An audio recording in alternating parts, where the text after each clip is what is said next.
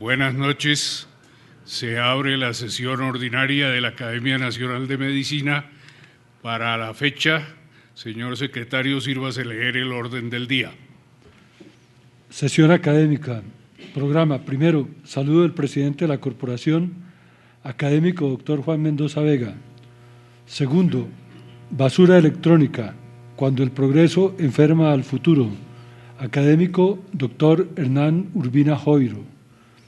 Tercero, comentario, académico doctor Álvaro Rodríguez Gama.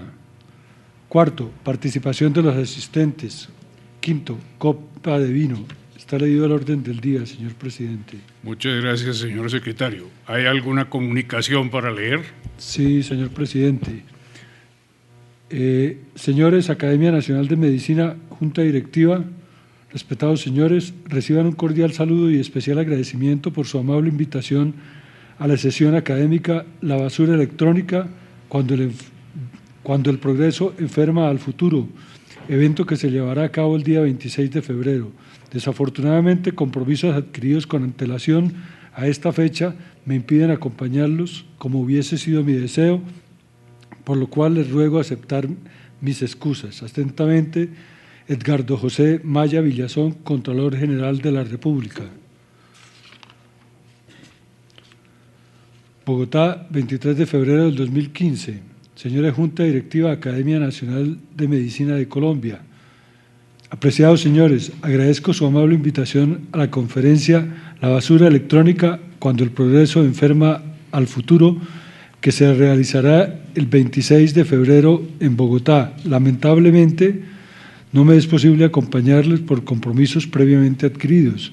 Les reitero mi gratitud con el deseo de los mejores éxitos en tan importante evento. Cordialmente, Bruce Maxmaster, presidente Asociación Nacional de Industriales.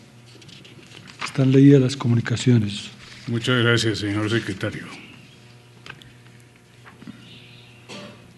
La reunión de esta noche tiene para la Academia Nacional de Medicina un especial interés porque la Academia ha tratado siempre de intervenir en su carácter de consejera del Gobierno Nacional y de la sociedad en asuntos que sean pertinentes, así no sean totalmente médicos.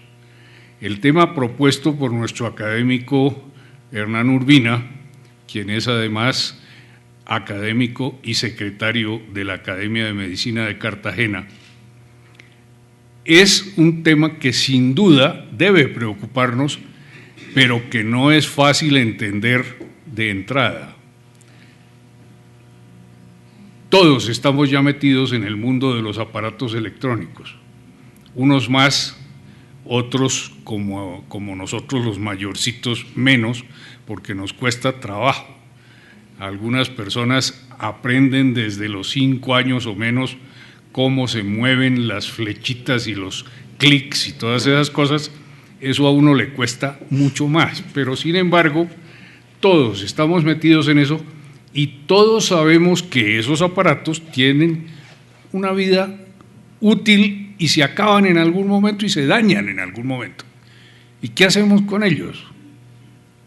La pregunta no es boba, porque en los millones de personas que habitamos este planeta, estamos dañando aparatos electrónicos diversos también por millones. Y como van ustedes a oír a nuestro académico Urbina, eso puede ser un problema serio para toda la humanidad. Por eso la Academia, cuando oyó la propuesta del doctor Urbina, consideró que era importante que lo presentara en una sesión como esta, en la que además de los académicos de medicina están presentes, y se los agradezco mucho, personas de las más altas esferas de la sociedad y del gobierno inclusive, a quienes presento mi especial saludo y agradecimiento por acompañarnos. Pero quien debe hablar hoy, porque es el tema y porque es lo que importa, es el doctor Urbina. Le ruego tomar la palabra.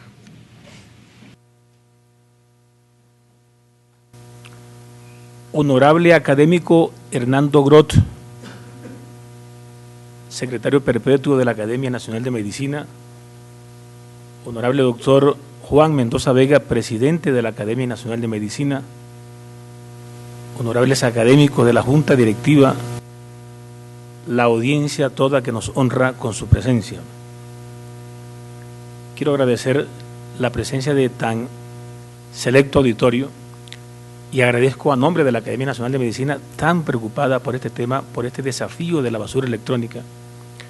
Pero también quiero agradecer a nombre de la Fundación Humanidad Ahora, que dirijo, y que hizo posible la revisión por más de un año de los principales documentos, de los principales trabajos que van a permitir colocar en un contexto adecuado, razonable, el desafío de la basura electrónica como amenaza al medio ambiente y a la salud de los seres humanos. Todo cuanto voy a expresar esta noche es un resumen de este libro Basura Electrónica, cuando el progreso enferma el futuro, que pueden descargar gratuitamente de la página de la Fundación Humanidad Ahora.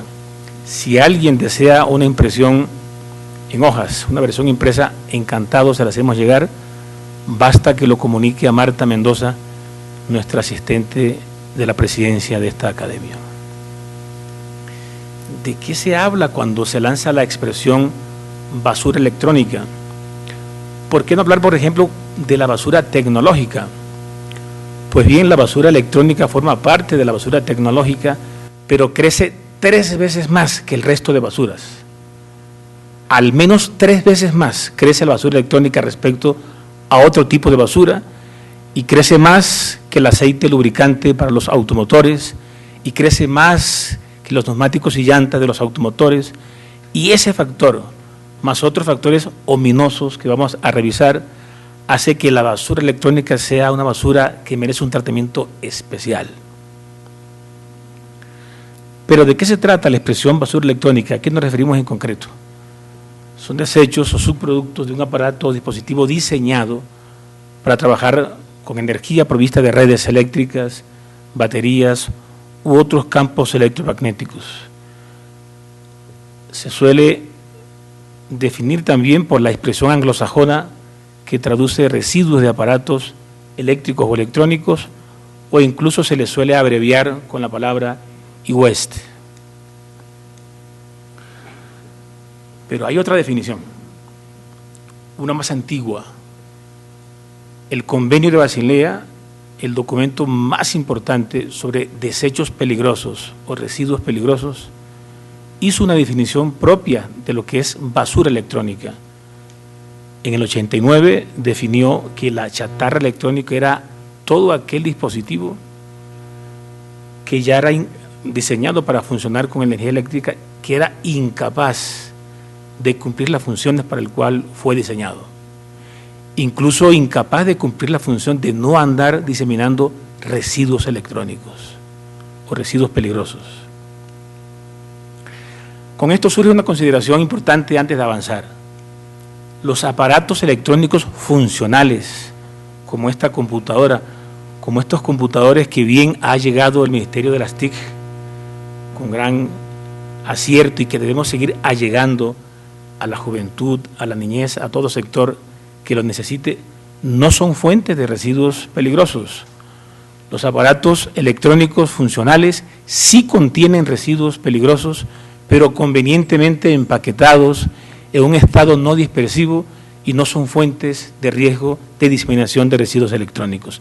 Esto es importante porque todo cuanto vamos a expresar en esta noche no tiene por qué afectar el comercio de los aparatos electrónicos, no tiene por qué afectar la distribución de los aparatos electrónicos a nuestra juventud, no amenaza en el futuro como sí lo amenaza la chatarra o basura electrónica.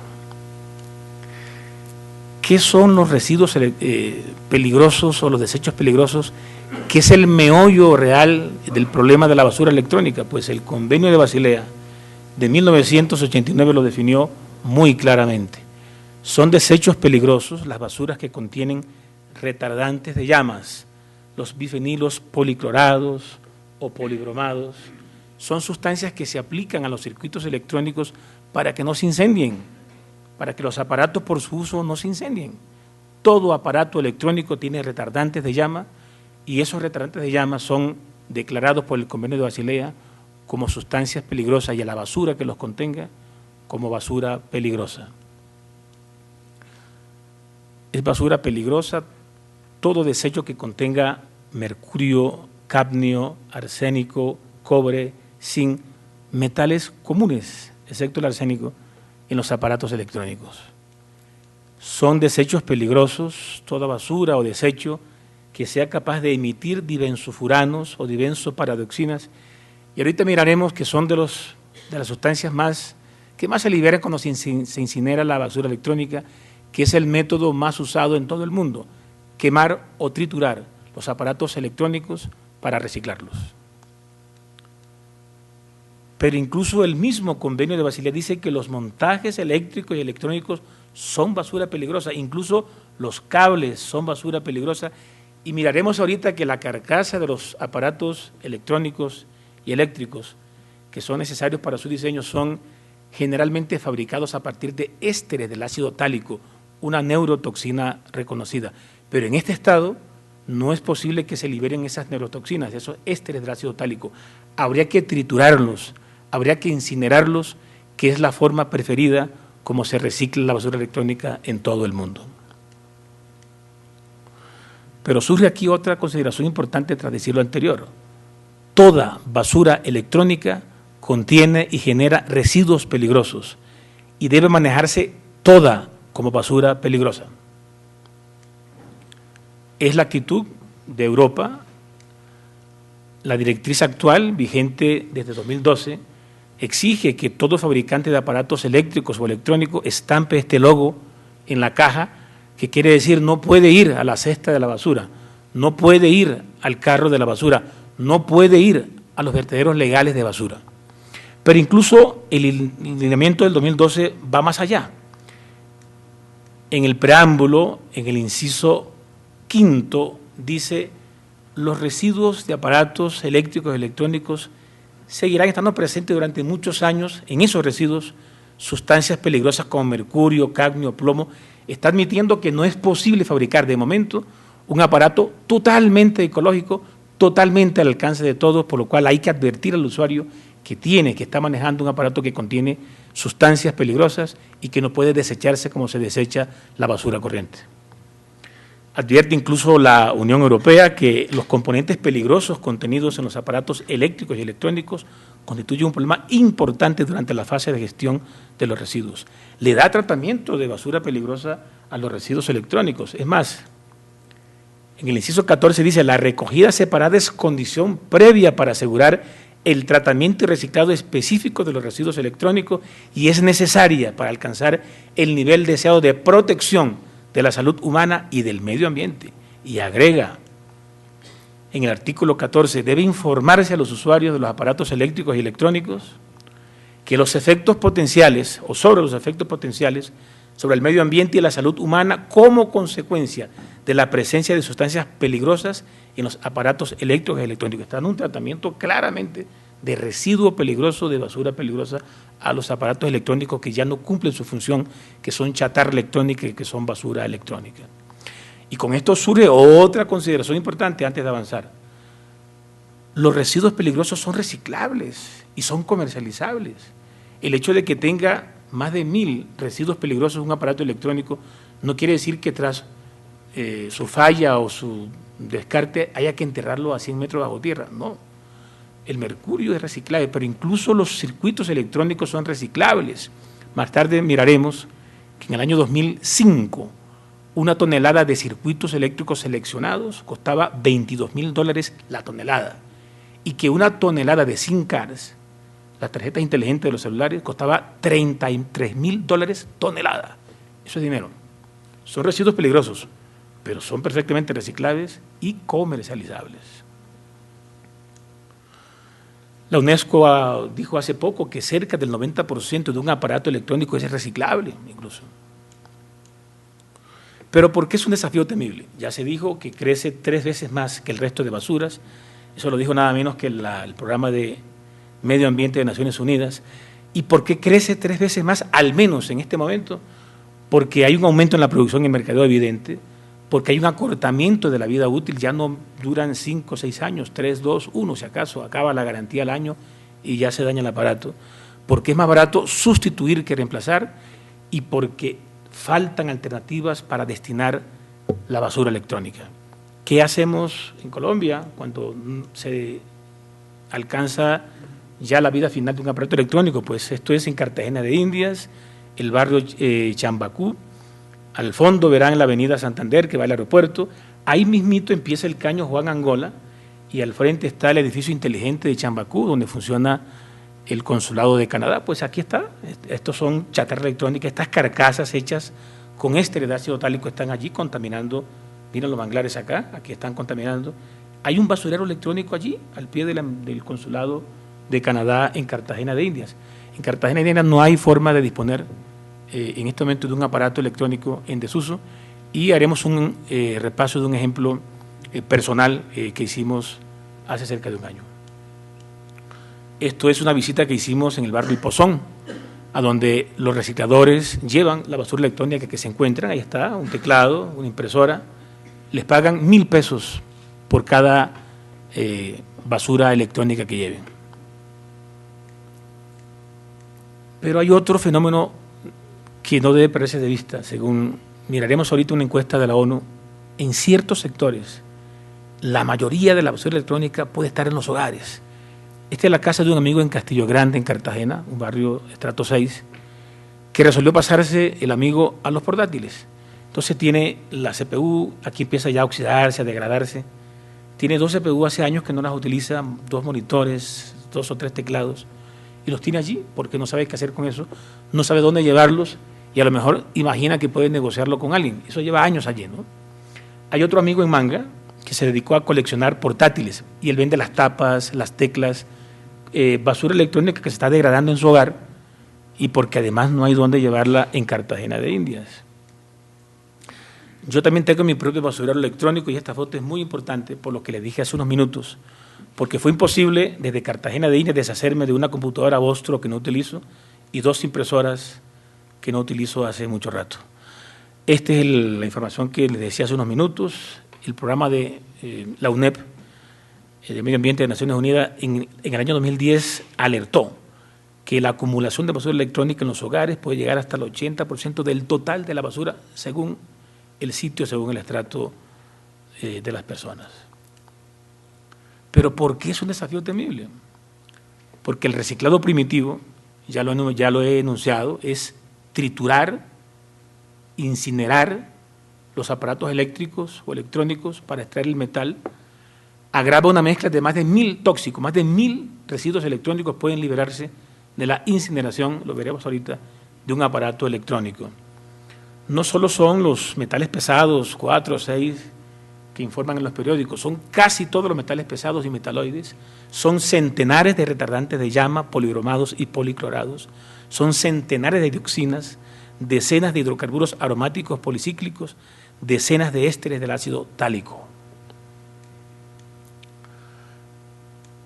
Esto es lo que hacen en el barrio del Pozón, en Cartagena de Indias. Cogen los aparatos electrónicos, les encienden fuego, con eso retiran los plásticos o los componentes plásticos hasta quedar con el metal para vender más o menos entre 1.000 y 3.000 pesos la libra, o el kilo más bien, de residuos electrónicos. Ahí hay una mezcla de más de 1.000 sustancias tóxicas y en eso se la pasan ellos de sol a sol en el barrio Pozón. Pero es la misma realidad que ocurre en todo el mundo. Veremos ahorita en China, en Ghana, es lo mismo. Probablemente en Bogotá también haya personas haciendo esta misma práctica, porque según la ONU el 80% de la basura electrónica así se recicla, quemándola o triturándola y lavándola con solventes. Este es el otro método, es triturarla y pasarle solventes. Pero además es temible porque contamina seres humanos, suelo, aguas, cultivo, animales, incluso a decenas de kilómetros del vertedero. Miraremos un trabajo que aterra, en donde Guizhou, que es el basurero electrónico más grande del mundo, queda en China, al sureste, es un pueblo de 190.000 habitantes, de los cuales el 90% trabaja escalando montañas, ya las verán, sacando de allí CPU o computadores, quemándolos, para luego venderle a las industrias que allí fabrican computadores. Pues Guizhou es capaz de contaminar un pueblo pesquero a 50.2 kilómetros. Los retardantes de llama medidos en Guizhou son altísimos, pero no difieren significativamente de este pueblo pesquero. Se postula que por vía atmosférica puede contaminar Guizhou a un pueblo que está a 50 kilómetros.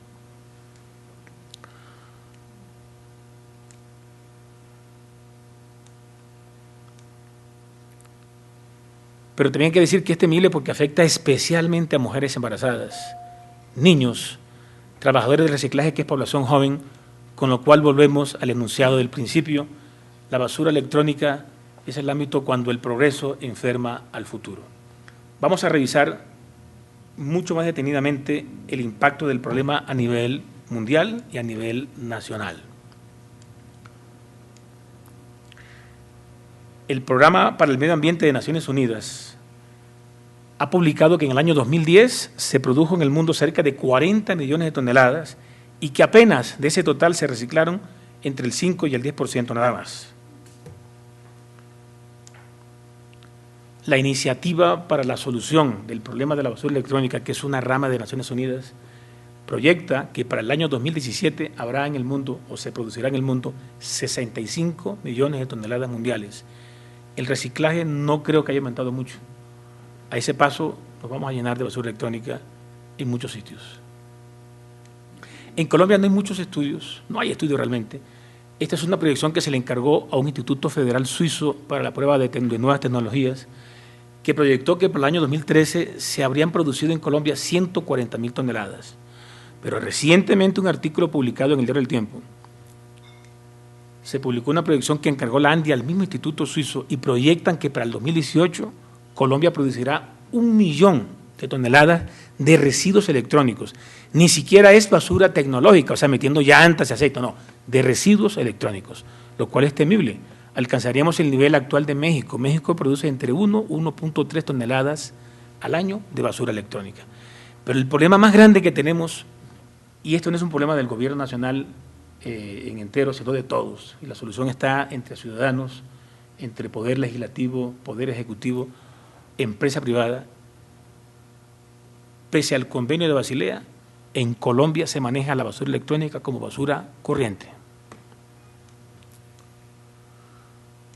Hay una encuesta publicada en el año 2013 por la ONU donde indicaba que para ese año la basura electrónica estaba especialmente compuesta por computadores y televisores. Quizás ahí está incidiendo los apagones analógicos. Este año el apagón analógico total es en México.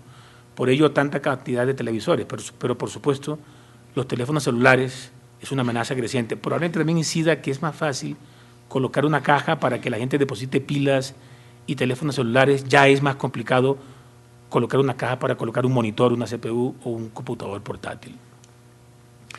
La ONU ha dicho en esa encuesta que encontró que casi siempre se desmontaba a mano y se quemaba la basura electrónica para separar el plástico del metal y el resto era arrojado al medio ambiente. Dice la misma encuesta que los recicladores no conocen el impacto en el medio ambiente y en la salud. Ese mismo día que tomamos las fotos en el Pozón entrevistamos a 3 recicladores. Esta es Janine Mercedes Cantillo, y cuando le preguntamos pues cómo era la cosa, cómo era el oficio, cómo era su tarea de reciclar basura electrónica, esto nos respondió. Básicamente lo cogemos en caucho y lo quemamos. Lo cogemos así, lo quemamos así, y después de haberlo quemado cogemos y lo limpiamos con algo, con papel algo, y lo limpiamos y lo vamos y lo llevamos a la chatarrería y lo vendemos. Luego le dijimos a ella que había estudios serios, creíbles, que indicaban que reciclar de esa forma la basura electrónica era peligroso para la salud porque liberaba componentes que podían acortar la vida y afectar a los niños. Y esto nos respondió Janine. Nadie me ha dicho nada que tú. Nadie. Tengo 6 niños. La mayor va para 14 años. Pero ciertamente aquí no los he pasado. Se puso nerviosa cuando supo que había un problema allí, ¿no? Que estaba, entonces, no, aquí los niños míos no los he metido todo el tiempo, ¿no? Antonio Cerillo es un periodista muy reputado en Barcelona y publicó en La Vanguardia un artículo denunciando el tráfico ilegal y el crimen asociado a la basura electrónica. Dice Antonio Cerillo que en Barcelona los transportistas de la basura electrónica son desviados y desvían los residuos y ellos mismos desguazan y venden los residuos en otro lado. Dice Cerillo que asaltan los puntos limpios en donde la gente lleva la basura electrónica y dice que incluso se han visto obligados a colocar vigilancia para que no se roben la basura electrónica, porque eso es dinero. Algo parecido nos dijo un reciclador también en El Pozón. Estamos más necesitados que ellos tienen su camellito, no le dan a uno para comer, sino que ellos mismos vienen, lo queman o lo parten y se lo van a vender de la chatarrería. Lo de Bacaribe, hasta el mismo chofer se encarga de eso.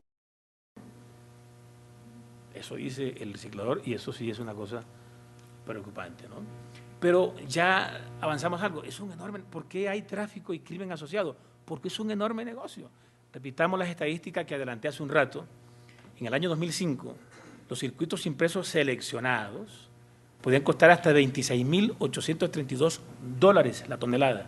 Y si se trata de Zincar, hasta $33.000 la tonelada. Eso es dinero. Otro sitio de referencia ha dicho que en el año 2009 el mercado mundial por residuos electrónicos ascendía a $11.000 millones. Eso es dinero. Veamos cuál es el impacto de esto en el medio ambiente, la basura electrónica en el medio ambiente. Le hablaba de Guizhou, el basurero electrónico más grande del mundo, al sureste de China, y estas son fotos típicas de esa localidad. Allí se suben los pobladores a buscar lo que consideran que puede ser apto para ser incinerado o triturado y luego venderle los residuos a las empresas que fabrican los aparatos electrónicos. Pues bien, en Guizhou ya se han medido los metales pesados en los 2 ríos que tiene Guizhou. Estas son las conclusiones de este trabajo. Los ríos Lianjiang y Nanjiang están saturados hasta 18 veces más que un río control sin influencia de basura electrónica en plata, berilio, cadmio, cobre, cobalto, níquel, plomo y zinc, todos metales típicos de la basura electrónica. Pero la composición isotópica del plomo demostró que la mayoría del plomo no era de Guizhou, era un plomo traído de otra parte, en la basura electrónica. En Guizhou se ha medido el impacto de los hidrocarburos aromáticos policíclicos y este es el resumen de este trabajo, de los resultados.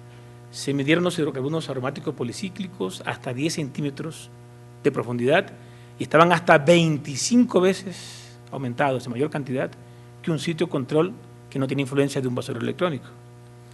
Los hidrocarburos aromáticos policíclicos predominantes son el naftaleno, fueron allí, ferantreno, que son reconocidos cancerígenos, y el antraceno, que más tarde veremos que tiene un impacto negativo en la gestación. Este otro basurero en China es Taizhou, y allí se midieron los ésteres del ácido tálico, aquellos que le decía que son parte de los plastificadores más importantes en el mundo, con lo que se hace la carcasa de los aparatos electrónicos. Allí se midió el impacto de esta sustancia y este es un resumen de los resultados. Están contaminados suelos, huertos, parcelas en barbecho para inundaciones y la acumulación de esta sustancia éster del ácido tálico es 17.9 veces mayor que un sitio control que no tiene influencia la basura electrónica. Ellos curiosamente informan que donde había alfalfa no había tanto éster del ácido tálico y postulan que la alfalfa podría eliminar los ésteres del ácido tálico. Se han medido metales pesados en el arroz en China. Ahí mismo en Taizhou se encontró que el arroz y el suelo mismo donde se cultivaba el arroz estaba recargado de cadmio, cobre y mercurio 4 veces más de la concentración máxima permitida. La media de plomo superó 3.5 veces más a la concentración máxima permitida. Obviamente el cadmio y el plomo eran más altos en el arroz de esa región que en muestras comerciales traídas de otras regiones de China. Este es Guangdong, otro basurero electrónico más hacia el sur de China, y allí se midieron los retardantes de llama en los huevos de gallina. Esa sustancia que es aplicada a los circuitos para que no se incendien, que tienen todos los aparatos electrónicos y eléctricos, pues se midió la cantidad en los huevos de gallina en varias granjas de esa región. Se encontró que los niveles de este bifenilo polibromado, en los huevos se encontró que un huevo podía contener hasta 14.000 nanogramos por gramo de lípido, cuando en Estados Unidos y España se exige que un huevo de gallina tenga máximo 1.5 nanogramos por gramo de lípido. Una concentración grande. Hasta el mismo trabajo dice que es lo más alto hasta ahora reportado. Y la ingesta de esta sustancia, de este retardante de llama, por un cuestionario semi-cuantitativo, se calculó hasta en 20.000 nanogramos día. Eso estaría consumiendo un ser humano en esa región de China por concepto de comer huevos de gallina contaminados por retardante de llama. Es lo más alto hasta ahora reportado en un estudio de esta naturaleza. Se han medido los retardantes de llama en el pescado, en guillo. El pescado de carpa cabezona, agua dulce, ya saben que los ríos están contaminados en guillo, se encontraron que un pescado podría contener hasta 14.400 nanogramos por gramo de peso húmedo. Y en otra encuesta semi-cuantitativa que se hizo, se calcula que en guillo se ingiere, solo por pescado, se ingieren 931 nanogramos por kilo de peso corporal día, lo que es 9 veces más que la referencia EPA de los Estados Unidos.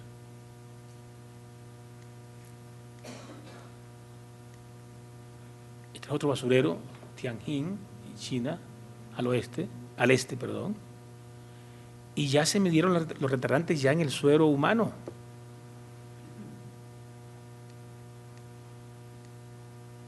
Pues los retardantes de llama están hasta 7.4 veces más altos que en una población control que no tiene influencia por basura electrónica. En este trabajo al menos se encontraron como predominantes estos retardantes que son poderosamente lipofílicos: el octabromo-difenil éter y el diclorano plus.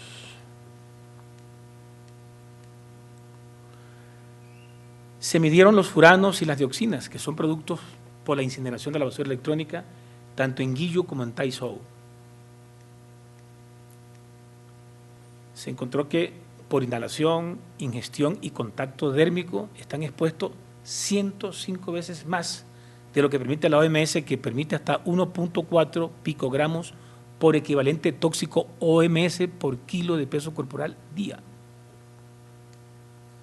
La ingesta alimentaria se calcula como la más importante, pero no es despreciable la inhalación. Hasta un 30% de los que están contaminados lo hacen por vía respiratoria. Otro basurero electrónico en China. Ahí se midieron furanos y dioxinas, son productos de la incineración de la basura electrónica.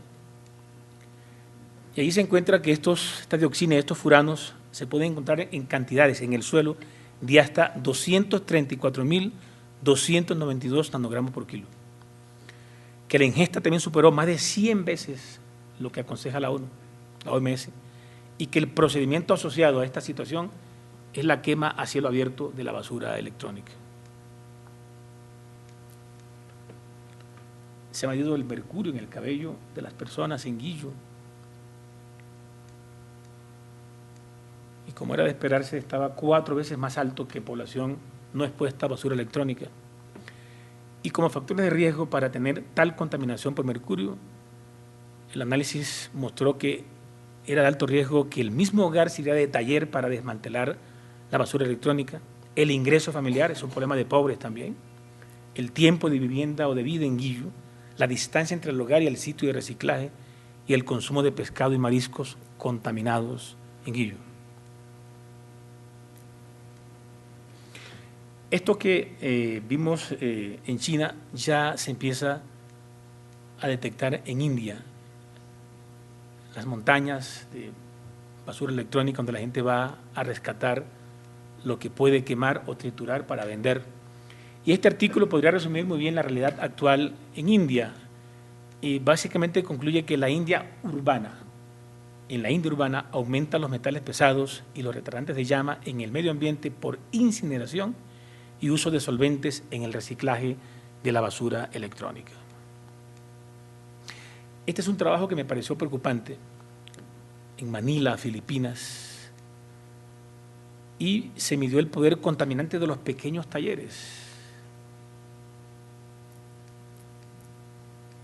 Un pequeño taller de 10 metros por 14 metros fue analizado, al menos solo por 3 metales pesados, no hicieron más análisis, pero encontraron que estaba decenas de veces aumentado respecto a un sitio control en Manila que no tenía influencia de la basura electrónica. Pero lo más impactante es esto, que la fuga tóxica de ese taller se puede extender hasta 12 metros fuera del taller.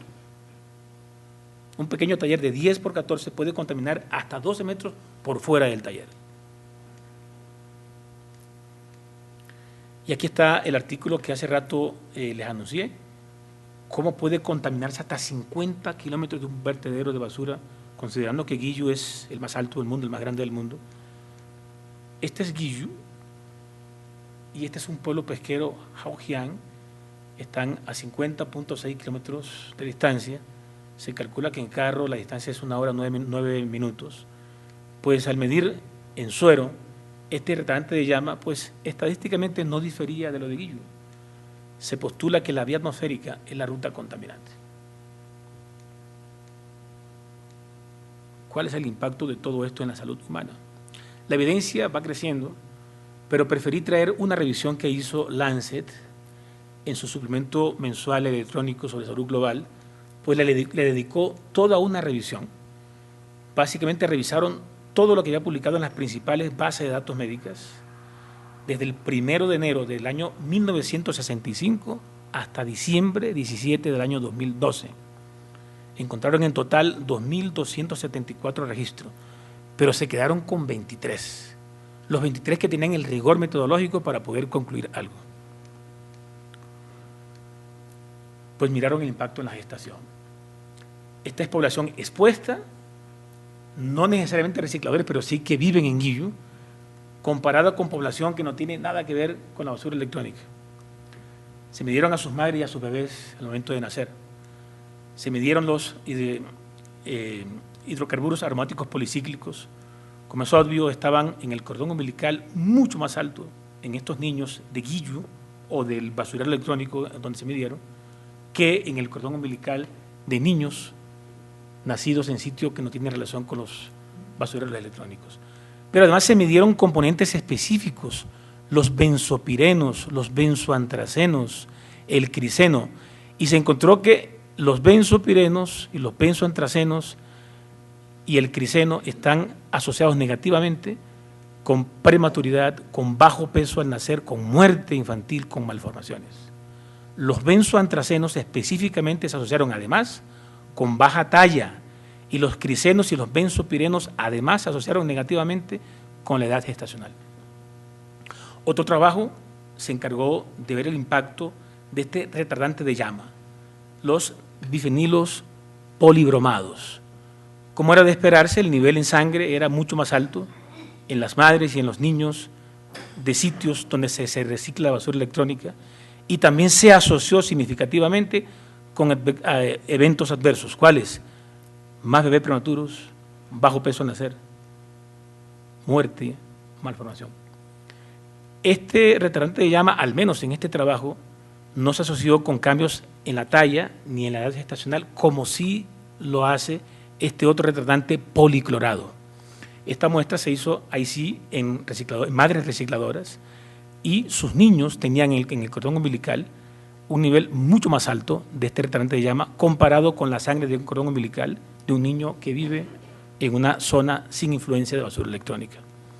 lo mismo, se encuentran una asociación directa con mayores efectos adversos en el embarazo, pero además aquí midieron el Apgar al minuto y a los 5 minutos. Esos niños sufren para adaptarse a la vida fuera del vientre materno.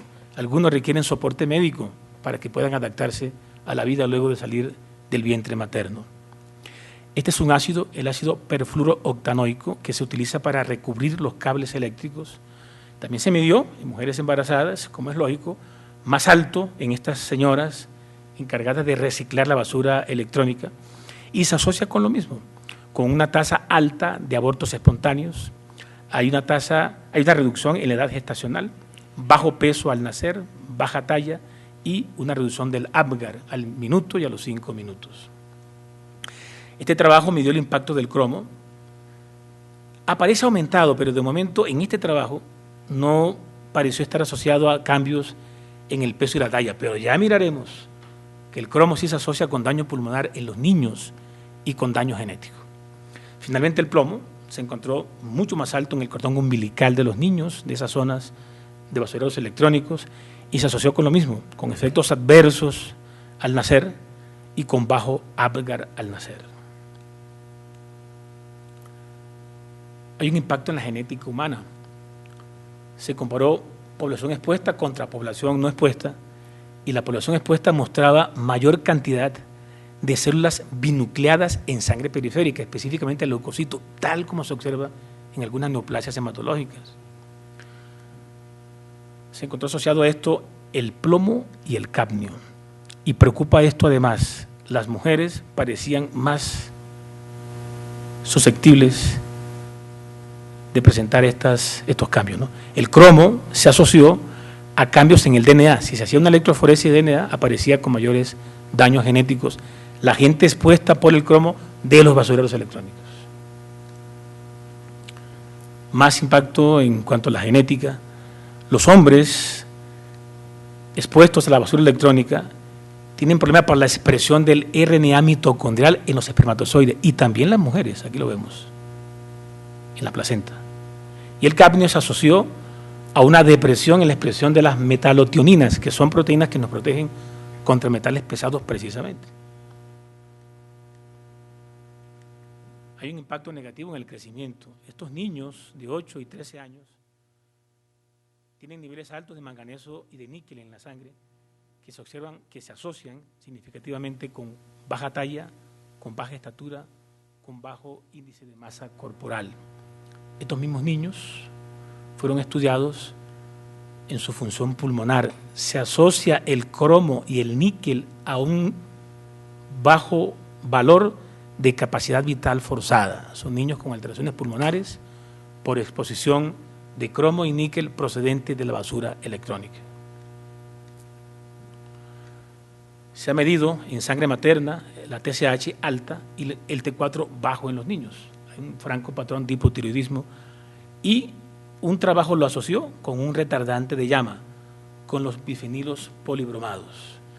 Hay estudios recientes que también informan hipertiroidismo. La evidencia es creciente, pero esto es lo que trae la revisión de Lancet que he preferido comentar. Esta revisión de Lancet incluso fue más allá y inspeccionó qué pasa con la salud mental de los niños. Ya se sabía que el plomo tiene ocasiona trastornos neurológicos y psiquiátricos. En los niños mayores de 3 y 7 años de edad se encontraron alteraciones en las pruebas de adaptabilidad y en las pruebas de reacción a situaciones nuevas. El temperamento es descrito como niños violentos. En cambio, los niños recién nacidos muestran pruebas deprimidas, neurológicas y de estímulo. Ya hay autores que han postulado por qué es el daño neurológico por la basura electrónica.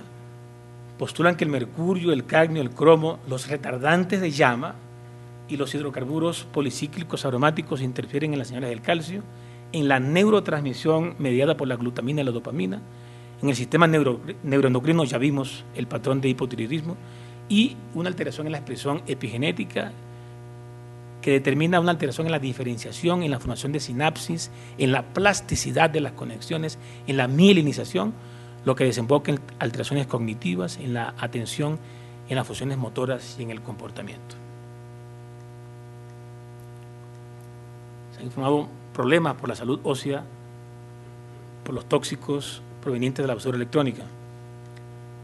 En este trabajo, en Guillo, en 246 niños mayores, se midió en suero plomo y indicadores de recambio óseo, calcio sérico, osteocalcina, fosfatasa alcalina ósea y dioxipiridolinina urinaria. El plomo correlaciona negativamente con la altura y el peso, y una correlación positiva con mayores marcadores de resolución ósea. Un riesgo alto de osteoporosis, doctor Iglesias, ¿no? Se ha descrito un impacto en la salud genital. Una revisión en los hospitales de Guillo, comparado con un hospital en una zona que no tiene influencia por basura electrónica, se encontró que los casos ambulatorios entre 2001 y 2009 eran mayores en Guillo por azospermia, prospermia, atenospermia y esterilidad masculina de etiología desconocida, comparado con un hospital que no tiene nada de influencia por la basura electrónica. Ya la Academia Americana de Pediatría en el 2003 había advertido que los niños de los basureros son más propensos a los efectos adversos de los residuos por su bajo peso en comparación con los adultos. Pero ha sido la Organización Mundial de la Salud quien en junio de 2013 lanzó su declaración de Ginebra que dice: la evidencia es clara y va en aumento. Hay asociación con daño tiroideo y pulmonar en la gestación, en el crecimiento infantil, en la salud mental, en el desarrollo cognitivo y hay citotoxicidad. Y agrega la misma declaración de Ginebra: el riesgo va más allá de lo ocupacional por transporte ambiental y bioacumulación. La actual información es suficiente e intereses comerciales o políticos no deben tener prioridades sobre los riesgos.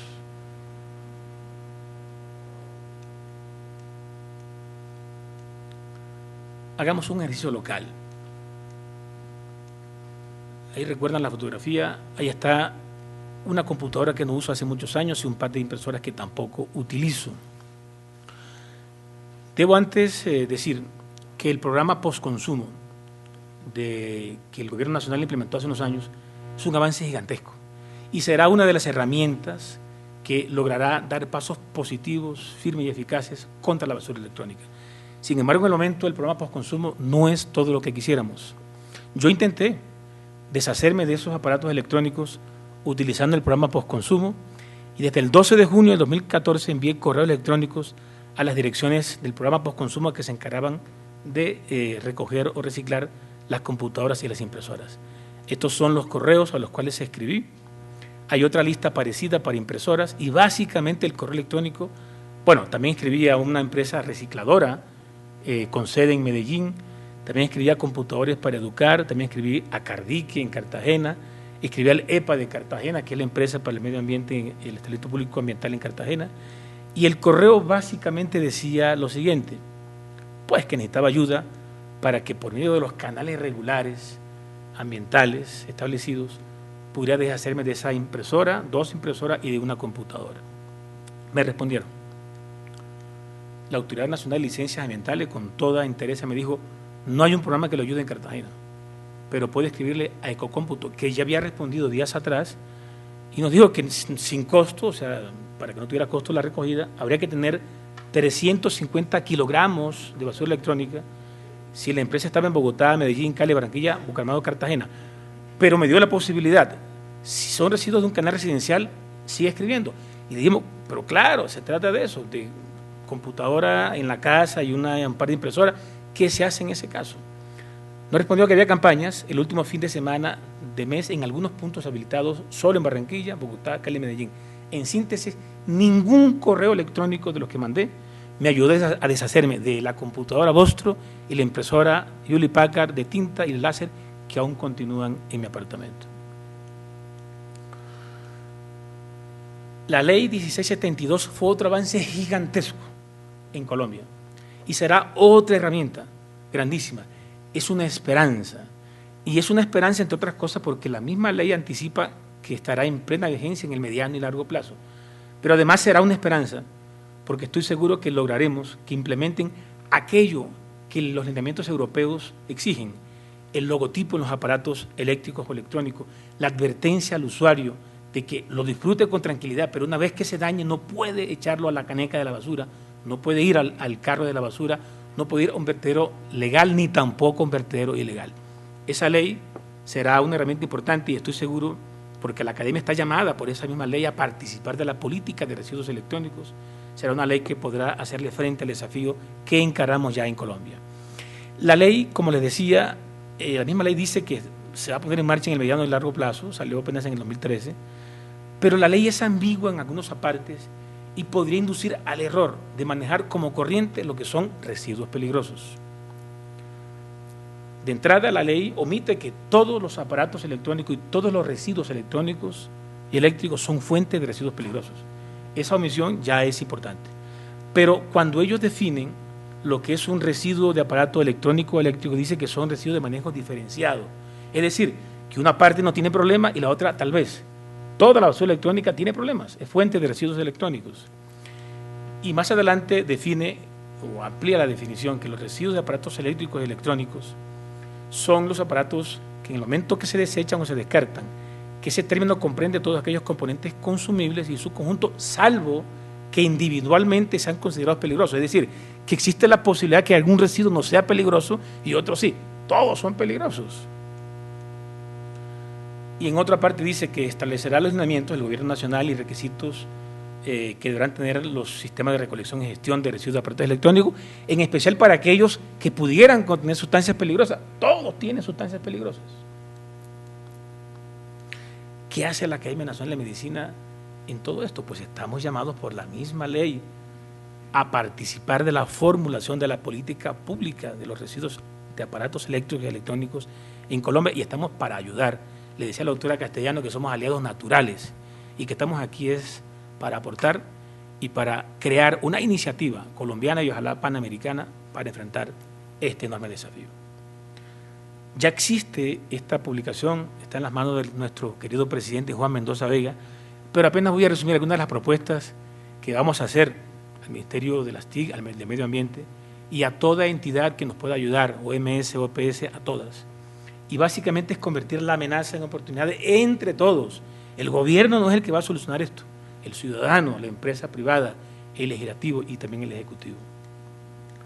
Lo primero sería adecuar la regulación actual al Convenio de Basilea del 89 y a la Declaración de Ginebra del 2013, que dice que toda basura electrónica contiene y genera residuos peligrosos.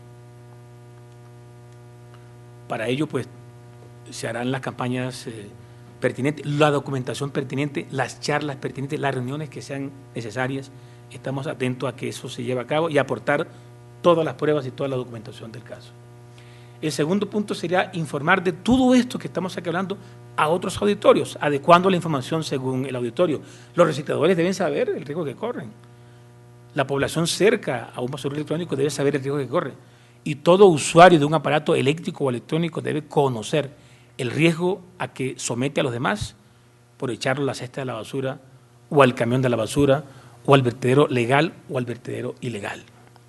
Hay que educar para prevenir la contaminación del medio ambiente y los seres humanos. Hay que salir de la academia a otros escenarios a decir esto mismo, adecuando el discurso, por supuesto, al auditorio. Hay que motivar la creación de puntos municipales permanentes. No basta con una campaña al final de cada mes solo en 3 ciudades. Yo considero que donde hay una autoridad, sea un inspector de policía, pues debe haber una caja con la debida seguridad, que hay ya un protocolo para el manejo de la basura electrónica, donde la gente puede echar las pilas, no solo en el Carulla, sino en cualquier población colombiana, un celular, un aparato electrónico, donde quiera que haya una autoridad, eso debería permitirse, y que esa autoridad alimente a otra mayor y se formen acopios regionales permanentes, no en algunos días del mes, y que por fin se construyan centros de reciclaje industrial regionales, donde por fin traten a la basura electrónica como debe ser, separar cada componente, descontaminarlo y venderlo. Teniendo en cuenta que en algunos sectores la mayoría de la basura electrónica está en los apartamentos, en las casas, ya hemos hecho un sondeo en las redes sociales y hay voluntarios, hay personas que quieren acompañarnos a recoger esa basura electrónica, a hacer campañas, a sacarla de las casas, y creemos que se puede entregar a un centro de reciclaje a cambio de ayuda, así sea un solo programa, al programa de UNICEF contra la inequidad infantil, el programa que vela por el problema del hambre, del agua, de la salud y la educación. Sería una forma de resarcir a esos niños que especialmente son más vulnerables a la basura electrónica. Y hay que estimular las vedurías a los vertederos ilegales, como aquel que les mostré frente al Consulado de Canadá en Cartagena, vedurías a los sitios de reciclaje informal de basura electrónica y veduría a todo esto que proponemos, a ver si es verdad que se cumple o no se cumple. Yo quiero agradecer nuevamente a nombre de la Academia Nacional de Medicina y a nombre de la Fundación Humanidad Ahora por la atención prestada a esta charla. Toda la información pueden bajarla gratuitamente desde ese link. Muy amables por su atención.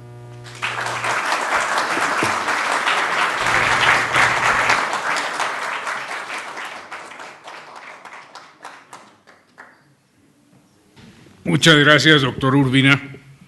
Muy buena presentación, muy didáctica además. Creo que todos nos enteramos de un montón de datos muy preocupantes, por cierto, y espero que eso nos mueva a actuar. La Academia, para hacer el comentario de este trabajo, ha designado al académico Álvaro Rodríguez Gama. El doctor Rodríguez, quien acaba de ser recibido como individuo correspondiente en la Academia Colombiana de la Lengua, es un especialista en psiquiatría, pero además es un especialista en el manejo del lenguaje de nuestro español nativo y en el manejo de los resortes de la mente. Creo que él nos podrá dar algún consejo sobre cómo poner en marcha algo que sirva en esta situación. Doctor Rodríguez. Muy buenas noches.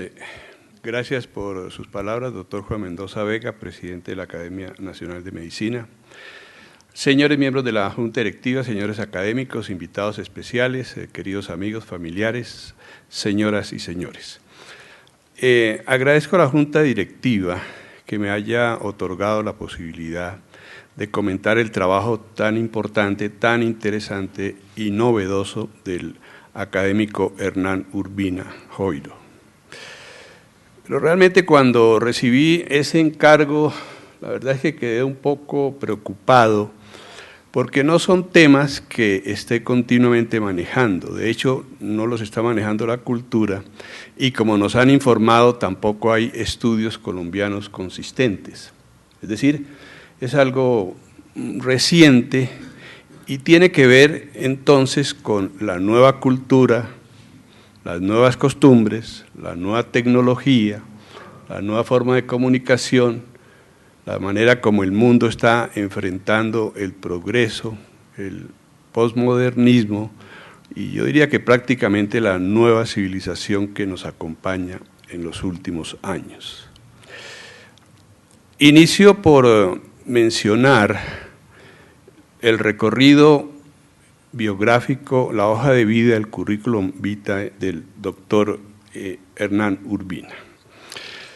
Pues él es egresado de Medicina de la Universidad del Rosario, también hizo estudios de posgrado en Medicina Interna de la Universidad de Nueva Granada, posteriormente en Reumatología. Es una persona con una gran formación académica. Él es miembro de número de la Asociación Colombiana de Medicina Interna, de la Asociación Colombiana de Reumatología, de la Mexicana, pertenece al American College of Rheumatology como Fellow Membership, es miembro de número y secretario general de la Academia de Medicina de Cartagena. Y es también miembro de la Sociedad Nicolás Monardés de Escritores Médicos de Sevilla, España. Por lo tanto, tiene un recorrido muy importante dentro de la ciencia, la educación y la asistencia clínica. Ha recibido múltiples premios y que reflejan su creatividad, su inquietud, su inteligencia, su innovación, como estos que he escogido entre los numerosos que le han sido otorgados al doctor Urbina. Bueno, pues su trabajo que leí en detalle me generó múltiples reflexiones. Hay una general que quiero transmitirles y realmente es más una pregunta que una respuesta. ¿Será entonces que todo lo que hace el ser humano tiene un costo tan alto? ¿Será que cuando se hicieron las pirámides tuvieron que morir tantos miles de esclavos? O recientemente, en 1912, en agosto, cuando terminan el Canal de Panamá y narran que más de 5.500 personas fallecieron durante esa construcción. Y que posiblemente todo tiene su costo económico también, por supuesto, pero además el crecimiento de la civilización que se acompaña de tantas guerras y de tantos daños, las posibilidades atómicas que suponen básicamente ayudar a la humanidad, pero que se han llevado millones de seres humanos a la tumba. Y ahora, entonces, la sociedad electrónica moderna, contemporánea, está también pasando pues su cuenta de cobro. Es uno de los puntos que yo estaba considerando y que espero pues que ustedes realmente tengan mejores opiniones. Hay una cultura tecnológica. Prácticamente todo lo que hace el ser humano, así sea llamar un taxi, preparar un jugo, prender un radio, todo está acompañando de elementos tecnológicos, elementos eléctricos y electrónicos, pero absolutamente todo.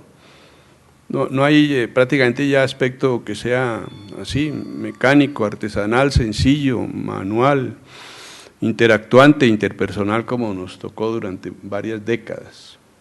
La misma medicina pues tiene un rumbo tecnológico increíble, ascendente, dinámico, gigante, cambiante. Pues qué decir de los electrodomésticos tan difundidos, tan utilizados, tan importantes, tan prácticos. Están en todas partes. Yo les conté hace como 2 años de una amiga que me dijo, mira, yo prefiero tener electrodomésticos permanentes y esposo de por días, y no lo contrario, un esposo permanente y electrodomésticos a ratos. Está demasiado imbrincado, involucrado, permanente en la cultura. Y claro, si fuéramos a preguntar la utilidad, pues mucha gente podría narrarnos esto. La telecomunicación ha sido uno de los grandes desarrollos de la civilización. Los teléfonos fijos pues cambiaron todas nuestras formas de interactuar. La radio es impresionante, los televisores, son tantos los que son de contrabando que no hay cifras claras de cuántos televisores hay, pero todos sabemos que en cualquier ambiente, en los hogares más pobres, en los sitios más lejanos, puede que falten muchísimas cosas, lo que nunca falta es el televisor. Y el televisor pues ya completa en Colombia más de 50 años y las personas gastan 2 horas y media en promedio al día frente a los aparatos de televisión. Bueno, finalmente aparecieron los teléfonos celulares. Esto acabó con la antigua telefonista, que era la dueña de los secretos del pueblo, que tenía un poder infinito porque escuchaba las conversaciones. Le temían todos, los alcaldes, los concejales, los ediles. Ahora dicen las autoridades de telecomunicaciones que en Colombia hay 52 millones de teléfonos celulares. Quiere decir que el 100%, pero más, muchas personas tienen 2 y 3. Los computadores también se cuentan por millones. Y desde la época de 1946, cuando aparecen los primeros, el ENIAC, el del BAC, el Colossus, a lo actual el desarrollo es el que conocemos. Imposible llegar a una oficina pública o privada donde no encuentre uno un computador. Que además están continuamente modernizando y que están pues aportando todo el cambio a la cultura que conocemos. Algunas personas con las cuales he estado conversando sobre estos temas para tratar de informarme mejor, me dicen, no olvide mencionar algo que si no es exactamente electrónico, también está inundando al mundo, que es la basura de la información electrónica. y cualquier persona encuentra en su computador que de pronto tiene 20.000 mensajes que no ha leído. Es solo para mostrar cómo nos ha transformado esto y la dependencia que ha generado. Antiguamente, pues nosotros los médicos hablábamos de las tabletas para la artritis, doctor Antonio Iglesias, pero ahora las cosas, dice uno tableta y nadie entiende, sino que estamos hablando de estos tipos, de estos aparatos, que cambian mucho y que son bastante interesantes. La tecnología en medicina, pasamos nosotros del tensiómetro, del estetoscopio, cosas muy limitadas. El que más tenía de pronto un equipo de órganos de los sentidos, teníamos martillos de reflejo y bajalenguas y pare de contar. Y no hace mucho, hace pocas décadas. Ahora los aparatos de la medicina son más de 7.000. También generan una presión muy grande sobre esta situación de la basura y el desecho. Y la medicina moderna es medicina tecnológica. Y he estado propendiendo desde hace muchos años, sin éxito hasta ahora, de que las universidades tengan una asignatura completa, no una clase, no una línea de profundización, tengan una asignatura completa sobre tecnología, algo que se justifica ya en el mundo moderno de manera bastante obvia. Pero igual son elementos tóxicos, y entonces en el sentido que nos ha planteado pues el maestro Hernán Urbina. Todos estos cambios pues en la cultura, en la comunicación, en la medicina, en los hábitos cotidianos, están generando este tipo de impactos y estos riesgos nuevos, también en la nueva medicina, que nosotros tampoco fuimos informados de eso, sencillamente porque no existía antes este daño. Otra reflexión, por supuesto, es que hay una sociedad de consumo. Antes, ustedes recuerdan, uno compraba su nevera y eso era de por vida, y se compraba el televisor y era para siempre. Ahora no. Ahora parece que lo que caracteriza el mundo moderno es que todo tiene fecha de expiración. Todas las relaciones interpersonales, ya estamos en una cosa muy complicada. La gente llena sus hogares de inmensa cantidad de cosas que no son útiles, se cambian cosas que están funcionando muy bien, pero aparece la moda, aparece el consumo. Digo con todo respeto, no por crítica, porque no crean, yo tengo mi instinto de supervivencia, digo con todo respeto que mujer que se respete es muy buena compradora. Entonces es otro de los elementos que presiona la cultura. Así que yo, al leer este trabajo del maestro Hernán Urbina, he quedado con múltiples interrogantes, inquietudes, preguntas, con deseo de profundizar en el tema y por supuesto que me adhiero a todas las propuestas que hace el doctor Hernán sobre lo que hay que hacer con este tema. Son temas muy importantes que están impactando la cultura y las costumbres de las personas. Menciono que en Bogotá funcionamos con lo que se llama el basurero relleno de Doña Juana. Según el experto Santiago Mejía, que hoy nos acompaña, se producen en Bogotá 7.500 toneladas diarias de basura y de ello el 2% tiene que ver con desechos electrónicos. Cuestión que ratifica el otro experto que nos acompaña, el doctor Edgar Erazo. Así que este es un tema interesante, importante, para que lo reflexionemos y para que lo estudiemos y para que profundicemos en él.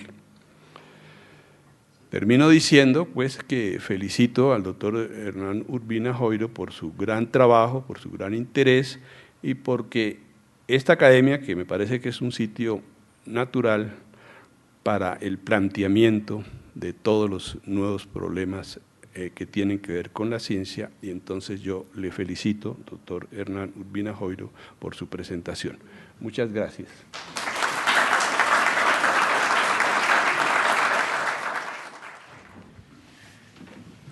Muchas gracias, doctor Rodríguez Gama, por este comentario. Creo que usted ha puesto también varios dedos en varias llagas que vamos a tener que mirar. Como tenemos todavía algún tiempo de sesión, quiero ofrecer la palabra por si alguno de los presentes desea hacer observaciones o preguntas que contribuyan al estudio del tema. Le ruego a la persona que tome el micrófono que se identifique para efectos de la grabación, porque la sesión queda grabada y luego se sube a la página de nuestra academia. Antonio Iglesias, miembro del número de la academia. Quiero felicitar al doctor Hernán Urbina Joiro, amigo personal, pero además es escritor, un excelente escritor, novelista, por esa extraordinaria conferencia. Además de ello, quiero proponerle a usted como presidente de la academia y a la junta directiva que por favor esta conferencia se difunda lo más rápido posible, porque hay una ignorancia de todos nosotros en esta área, en esta temática, que lo único que podemos sacarle provecho a este país es difundiendo esto lo más rápido posible con las personas que estén aquí, si trabajan con el gobierno, y realmente lo que yo creo que eso no se puede quedar así como una conferencia de la academia, sino que debemos todos nosotros difundirla con nuestros amigos que tengan cercanos con la prensa, alguien que tenga influencia en la radio, la televisión, etcétera, para que este tema realmente se difunda mucho más. Muchas gracias, doctor José Félix.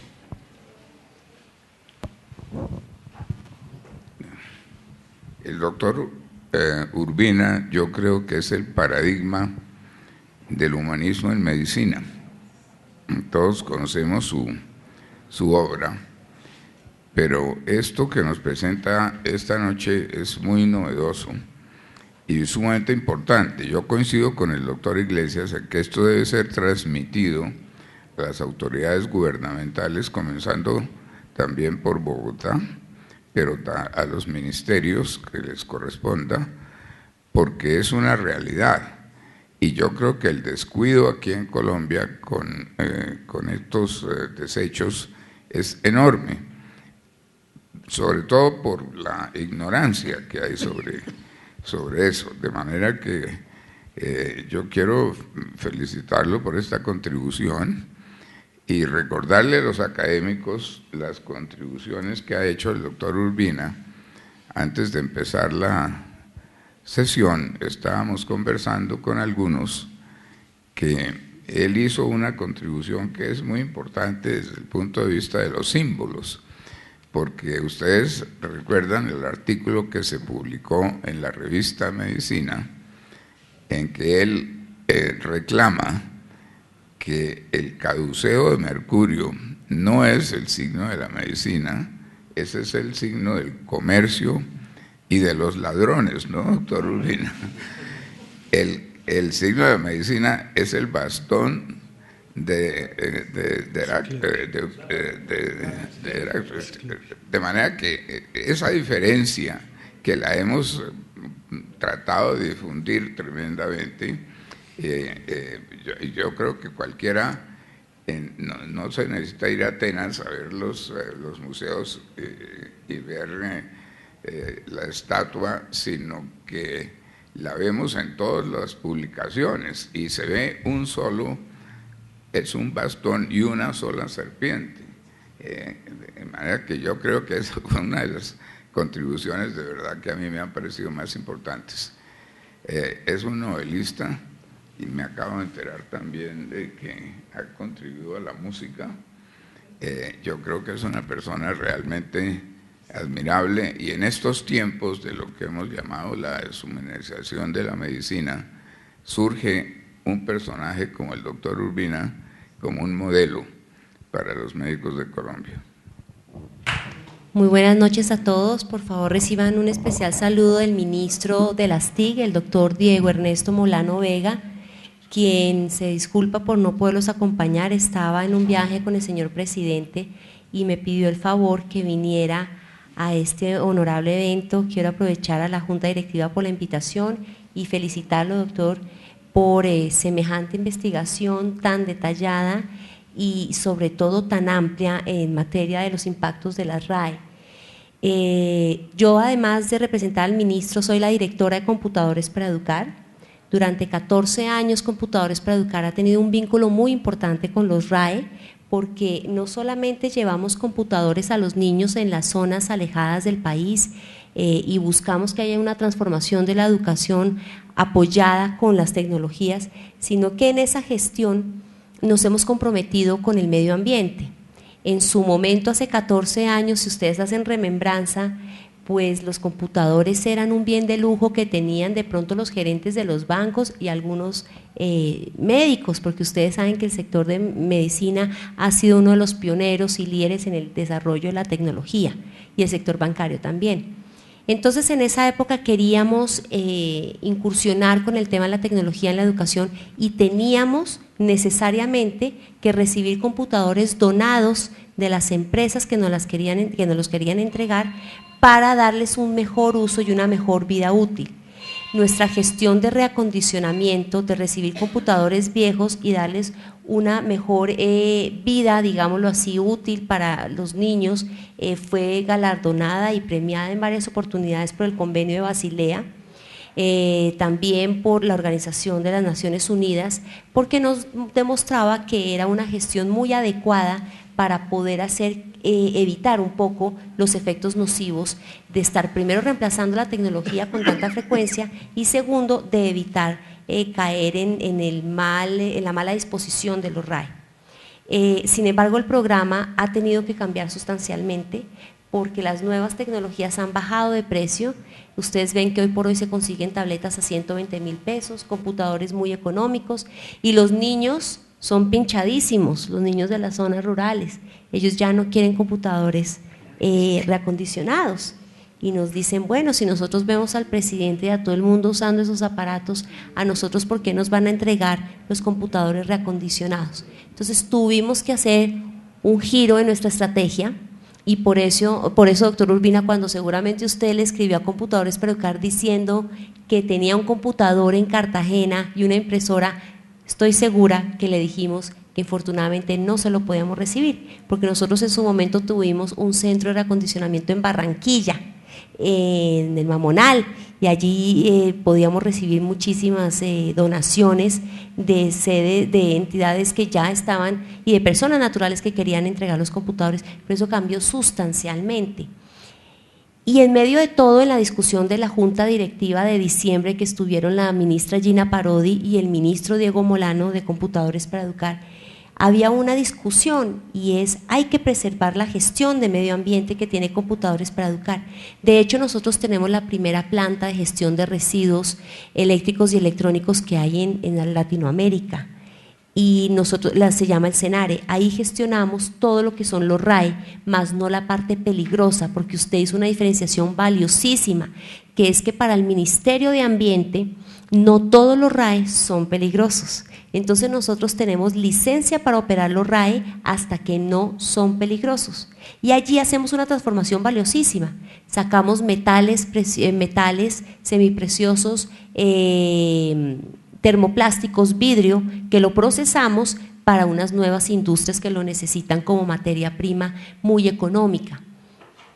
¿Por qué les cuento toda esta historia? Un poco para ponerlos en contexto, que si bien nosotros hemos apoyado de forma, digamos, tangencial todo lo que se debe hacer con respecto a los RAE, no somos definitivamente la entidad que debe liderar este tema.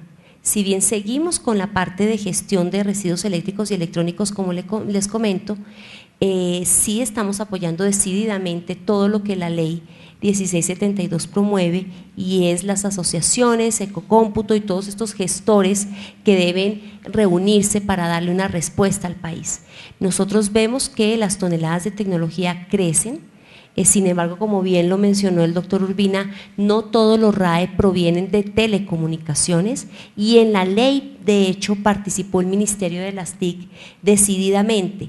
Y finalmente, lo más importante que vemos acá es que el problema no son los RAE per se, esa es la visión del Ministerio de las TIC. El problema es la disposición final de los RAE, porque si yo estoy expuesto a un computador, a una tableta, a una impresora, pues afortunadamente no vamos a tener esos niveles de mercurio tan espeluznantes que nos estaba mostrando el doctor Urbina, gracias a Dios. Pero el problema es qué pasa cuando la tableta la archivo, la tiro a la basura o la quemo. Ese es el gran problema. Así es que el Ministerio de las TIC, dentro de sus competencias, está buscando que esa disposición final sea realmente adecuada. Estamos evitando ensuciar al planeta con elementos como los que les comento de la gestión interna que hace Computadores para Educar, pero la cantidad de toneladas pues no es solamente una responsabilidad de este ministerio y por eso promovemos la ley. Entonces quiero de nuevo agradecerles a ustedes, a la academia, por ser unos pioneros y líderes en estos temas, en estas discusiones. Yo conozco el tema de RAE, pero nunca había visto semejantes cifras, doctor Urbina. Llevo 7 años manejando Computadores para Educar. Nos han invitado en foros internacionales a hacer ejemplo del manejo de RAE porque hemos sido premiados internacionalmente, pero nunca había visto esas cifras tan angustiantes. Y cuente con nosotros, le digo a ustedes, a la academia y al país entero, que estén confiados de que el Ministerio de las TIC va a trabajar decididamente para que la disposición final de los RAE sea adecuada y no afecte para nada la salud de los colombianos. Muchas gracias. Muchas gracias, señor presidente. Buenas noches a todas y a todos. Doctor Urbina, mucho gusto. Mi nombre es Edgar Erazo. Yo soy el director ejecutivo de Ecocómputo. He sido invitado por intermedio del doctor. Muchas gracias. Quiero primero contarles también, como lo contó la doctora Castellanos, el ejercicio nuestro es más reciente. Ecocómputo surge como una iniciativa del empresariado colombiano hace menos de 3 años. Y obviamente como respuesta en primera instancia de la responsabilidad extendida de los productores. Detrás de Ecocómputo en este momento hay 65 empresas de tecnología que representan más o menos el 75% del mercado nacional de equipos que se proveen a todos los sectores de la economía. Y es así como en estos menos de 3 años, le digo yo, porque fuimos avalados por el gobierno nacional mediante acto administrativo, la resolución 303 de junio del año 2012, nos planteó y nos dio la posibilidad de hacer una gestión ambientalmente segura de los residuos. Si bien es cierto, su exposición tiene muestra una problemática real nacional y muy enfocada hacia la informalidad. De acuerdo con estudios que hizo EMPA también, alrededor del 54% del problema ambiental y del problema de salud humana que se está generando en Colombia provee de estos gestores informales. Nosotros trabajamos con 3 empresas grandes nacionales que todas tienen sus procesos y procedimientos inicialmente avalados por autoridad competente. Nosotros no trabajamos con la informalidad, es un principio sine qua non sobre el cual estamos haciendo la gestión ambientalmente segura de los residuos, y en estos menos de 3 años hemos gestionado alrededor de 3.200 toneladas de residuos electrónicos que hace 4 o 3 años no sabíamos a dónde iban a parar. En buena medida a estos gestores informales, a estos recicladores que de una u otra manera sí están presentando este problema de contaminación ambiental cruzada por todo el tema de emisiones atmosféricas, por todo el tema de transferencia a los cuerpos de agua, al suelo, etcétera, etcétera, pero que de ninguna manera desde Ecocómputo ese ha sido el ejercicio o ha sido la práctica. No porque nosotros estamos siendo vigilados por la Autoridad Nacional de Licencias Ambientales, entidad adscrita al Ministerio de Ambiente y Desarrollo Sostenible. Tenemos, como les digo, un aval del Gobierno Nacional que nos permite trabajar no solo con el sector productivo, sino haciendo alianzas estratégicas con el sector público. Es así como hemos trabajado muy de la mano, por ejemplo, con corporaciones autónomas regionales, que son las autoridades ambientales en el territorio, caso específico de la autoridad en Cundinamarca, la Corporación Autónoma Regional de Cundinamarca, con la Secretaría Distrital de Ambiente, precisamente para aunar esfuerzos y trabajar muy de la mano en resolver ese problema que usted detectó, doctor Urbina, y que es una realidad hoy por hoy en Colombia. Que no está magnificado, que no hay estudios, seguramente que no los hay a hoy. Hay estimados, hay algunas tendencias, pero que desde el empresariado estamos también en esa tarea de identificar claramente los problemas ambientales, claramente los problemas a la salud humana que usted en su exitosa, en su muy buena exposición nos comentó, y que eso nos da también pie para continuar con este compromiso del empresariado. son gestiones que se hacen a la luz de la norma. Estamos cobijados por un tema de gestión ambientalmente segura. Hemos trabajado con el Gobierno Nacional también en sus diferentes instancias y ministerios, de modo tal que también ofrecemos la posibilidad de hacer una causa común, de trabajar mancomunadamente desde la experiencia que tenemos nosotros como sector productivo con estas 65 empresas que representan un porcentaje significativo en el país respecto de la gestión de estos residuos y que podemos brindar algún tipo de apoyo, seguramente aunar algún tipo de esfuerzo y que con esta experiencia que usted nos ha contado, con la información que ha recolectado, que ha recopilado de otras esferas, de otras instancias del orbe, pues podamos también aterrizarla a la realidad nacional. Es parte de lo que el empresariado también se compromete y tenga la certeza que estas 3.000 y pico de toneladas que hoy hemos gestionado adecuadamente, no quemándolas, no triturándolas, no haciendo una disposición inadecuada porque no nos lo es permitido ni por ley ni por principios éticos del empresariado. Hacemos una gestión ambientalmente segura con unas instalaciones que reúnen todos los requisitos y todas las condiciones de ley porque todas tienen un aval del gobierno o autoridad competente. Y desde ya le ofrezco recogerle sus residuos en Cartagena el lunes a primera hora. Cuente con ello. Seguramente la información le llegó incompleta. Cuando habla usted de los 350 kilos lo hacemos a nivel de empresa y no le vale el transporte, pero si tiene menos le decimos dónde llevarlo porque sí tenemos centros de acopio. Otra novedad y es que a partir del mes entrante comenzamos a poner esos contenedores que usted también nos reclama, porque este proceso es de un crecimiento continuo. Llevamos 26, 28 meses iniciando una labor que per se es costosa en sí misma, pero que no podemos llegar a los 1.102 municipios del país de sopetón, tenemos que ir gradualmente, la norma también nos lo permite, ampliando esa cobertura geográfica en el cumplimiento de la norma y tenga la certeza y la seguridad que en Cartagena ya empezamos a trabajar también con las autoridades de la región. Muchas gracias. Muchas gracias, esa es otra buena noticia para hoy. Muchas gracias, doctor Mendoza.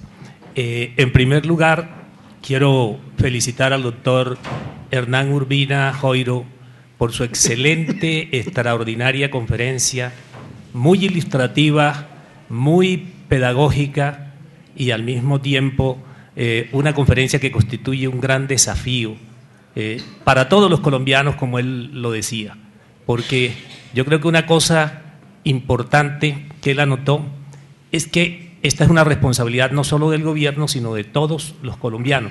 Y precisamente el hecho de que esto se esté divulgando o empezando a divulgar aquí en la Academia Nacional de Medicina es una muestra de cómo una academia tan respetable como esta quiere hacer una pedagogía que sea importante para el país y que la beneficie, sobre todo en el campo de la salud. Me uno a las propuestas que han hecho el doctor Iglesias y el doctor José Félix Patiño en el sentido de decir que esta conferencia es tan buena, es tan impactante, que se tiene que pronunciar en diferentes foros en el país, empezando por el Ministerio del Ambiente y por el Ministerio de las TIC, de la Tecnología, de la Información y las Comunicaciones. Que los ministros, que los viceministros, que todos los funcionarios sean conscientes de todas las implicaciones que un manejo, no digamos irresponsable, sino digamos más bien un manejo inconsciente de los daños que la basura electrónica tiene, puede causarle a la salud y al ambiente. Yo he quedado impactado con la conferencia del doctor Urbina Joiro y escuchándolo me llamó mucho la atención y digo, nos ha ilustrado, nos ha educado, cuando él decía que todos estos metales pesados y todos estos componentes que le hacen daño a la salud, cuando están encapsulados, cuando están encerrados, son prácticamente anodinos, pero que cuando se someten a la candela, al calor, o cuando se trituran estos aparatos, esto se convierte en una caja de Pandoras, ¿no? Una caja de Pandora donde se esparcen una cantidad de males hacia los alrededores. Yo me quedé pensando mucho en eso, que eso es, digamos, como el átomo o los átomos, que el átomo en sí solo no causa daño, pero cuando se somete a un bombardeo con neutrones, ¿sí?, ese átomo, por fisión nuclear, pues genera una cantidad de energía que puede causarle mucho daño a la humanidad. Pues cuando estos aparatos se queman o cuando se destruyen, realmente se convierten en bombas atómicas que atacan la salud y el ambiente. Entonces, eso me impactó muchísimo. Y me puse a pensar en algo que tuvo que ver un poco con mi experiencia profesional. Estoy hablando de hace 38, 39 años. Yo trabajaba en el Departamento Nacional de Planeación. Yo soy egresado de la Universidad Nacional y estudié cuando el doctor José Félix Patiño era rector, de manera que a él quiero rendirle un tributo muy especial, porque los estudiantes de esa época sabemos lo que él hizo por esa universidad, que es la primera y más importante universidad de Colombia. Pero les decía que trabajaba yo en el Departamento Nacional de Planeación y a mí me tocó prácticamente redactar el primer plan de alimentación y nutrición que hubo en Colombia. Trabajamos con el doctor Rueda Williamson, a la sazón director del Instituto Colombiano de Bienestar Familiar. El doctor Rueda Williamson era muy partidario de utilizar las mezclas alimenticias, doctor Rodríguez Gama, utilizar las mezclas alimenticias para combatir la desnutrición o la malnutrición en Colombia. Pero el estudio que habíamos hecho en Colombia es que la mitad de los niños de Colombia en esa época, estoy hablando de hace 40 años, se morían fundamentalmente, más que por la carencia de alimento, por la carencia de agua potable y de alcantarillados sanitarios. Que las enfermedades infecciosas estaban produciendo desnutrición, y de la desnutrición a la muerte no había sino medio paso. Pero ahora, viendo que todos estos metales peligrosos y todos estos compuestos tienen los mismos efectos de la desnutrición, son cancerígenos. Bueno, la desnutrición, quiero decir, no es cancerígena, pero la desnutrición sí produce un deterioro de la capacidad cognitiva de la que nos hablaba el doctor Urbina Joiro. La desnutrición produce bajo peso, la desnutrición, en fin, produce individuos desadaptados, medios o tercios de individuos, no son individuos completos. Yo estaba diciendo, bueno, pero entonces ya estamos saliendo en el país de ese problema que tuvimos nosotros de la falta de agua potable y alcantarillado sanitario, y ya ahora el progreso tecnológico nos está haciendo caer en unos efectos iguales a los que producía la falta de agua potable y alcantarillado sanitario. Todo esto para mostrar cómo la conferencia del doctor Urbina Joiro tiene tantas implicaciones, incendia nuestra imaginación, como decía el doctor Rodríguez Gama. Esto es para ponerlo a pensar a uno, ¿no? Realmente es para ponerlo a pensar, pero sobre todo que esta conferencia se debe divulgar. Yo felicito a la Academia Nacional de Medicina y felicito al doctor Juan Mendoza realmente por haber hecho posible que algunas personas que somos simplemente profanos y que hemos tenido la oportunidad de escuchar esta conferencia, hayamos salido aquí pues absolutamente motivados para tratar de decirle a otras personas, a otros agentes del gobierno, que esta conferencia tiene que ser difundida y divulgada. Yo les quiero decir una cosa, ya para finalizar. Como gobernador del Departamento del Atlántico, creé una secretaría de las TIC, estoy hablando del año 2004-2005, una secretaría que fue la primera secretaría de las TIC que se creó en Colombia, antes de que el gobierno nacional pensara en crear un ministerio de las TIC. Y entonces resulta que como gobernador y acompañado de mi señora, que también está aquí, miren, nos dedicamos a inundar el Departamento del Atlántico de computadores y de conexiones de internet de banda ancha. Todos los colegios, las instituciones, las alcaldías, los hospitales, distribuimos muchísimos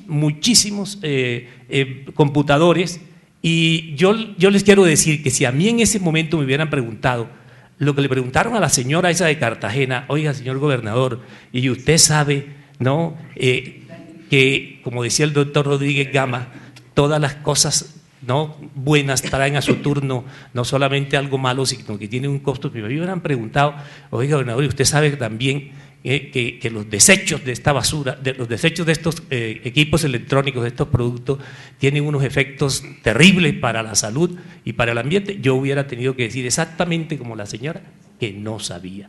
De tal manera que esto es tan importante, esto necesitan saberlo, no solamente las personas que recogen basuras aquí en los barrios marginales de Colombia, sino personas con algún cierto nivel de ilustración y los funcionarios del gobierno. Por favor, Marta, ayúdennos. Doctor, también usted que es el director de Ecocómputo, y además que es un técnico y un científico muy conocido, ayúdennos realmente a que esto tenga divulgación. Muchísimas gracias. Una recomendación para el doctor Urbina Joiro en Cartagena. Esta basura electrónica genera cadmio. Entonces, el cadmio puede producir hipertensión. Y todo eso está demostrado sobre todo en la China. En la China y en la India. Y aquí en el Chocó, que nosotros estudiamos eso cuando yo fui director del Instituto Nacional de Salud. Hay que controlar la hipertensión de sus pacientes, eso debe haber mucho paciente hipertenso. Hay que divulgar eso a la Secretaría de Salud para que realmente empiece a controlar esto. Señora Muchas gracias, señor presidente. Nuevamente ofrezco disculpas si intervengo con estas cosas, porque oyendo al doctor Rodado Noriega, con quien tuve el honor de trabajar, y ahora embajador, creo que hay que enviar esta conferencia no solamente al nivel nacional de gobierno, sino especialmente yo le pediría a usted y al doctor Urbina que preparen una temática específica para gobernadores y alcaldes. Yo me puedo comprometer a divulgarla hasta el último lugar, porque me parece que ellos deben saber esto que están ignorando y que afecta a sus poblaciones, independiente de que se cambie ahorita, en unos meses, de mandatarios locales. Yo creo que ellos deberían ir teniendo en cuenta para su empalme el problema que esto tiene. Yo creo que es muy importante que las CAR, doctor, estén ya involucradas, pero no siempre las CAR y los gobernadores se hablan en ocasiones no tan en buena tónica. Entonces yo creo que esto es para que todos lo sepan, porque todos tenemos la obligación. Y por lo pronto sugiero también que el símbolo de la caneca con la cruz sea ya un símbolo que se pone en esa comunicación que se manda a todos. Yo les rogaría que por favor me ayuden a enviármelo y yo con mucho gusto ayudo a difundir. Con el mayor placer, por supuesto. Académico Jacome. Gracias, Alfredo Jacome, miembro del número de la Academia Nacional de Medicina. En 1954 la Sociedad Colombiana de Endocrinología ganó un premio de la Fundación Alejandro Ángel Escobar por un estudio muy sesudo y completo de la situación en Colombia del bocio endémico y del cretinismo, cosa que se pudo solucionar gracias a programas en los que el doctor Rueda Williamson estuvo involucrado y otras personas para iodizar la sal. Ese problema más o menos está controlado, aunque a veces hay regiones donde la yoduria baja, pero más o menos se tiene controlado.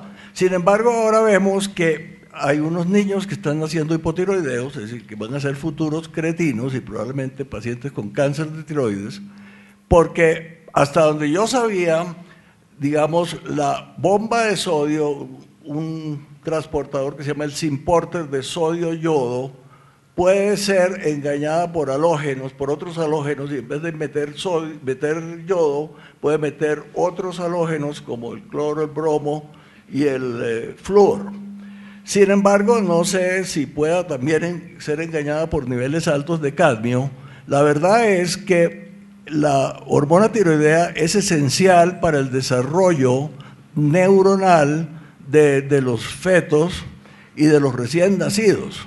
Y eso es irreversible. Es decir, un niño que no se detecta su hipotiroidismo inmediatamente y se le trata, va a ser cretino. Entonces es un daño enorme para la sociedad y para la familia. Afortunadamente en Colombia tenemos un programa de cobertura de TSH neonatal que cubre casi el 90% de la población, y podría ser que por ese sistema se detectara que está aumentando el hipotiroidismo congénito, pero ya no por deficiencia de sodio, sino por estos átomos peligrosos que genera la basura electrónica.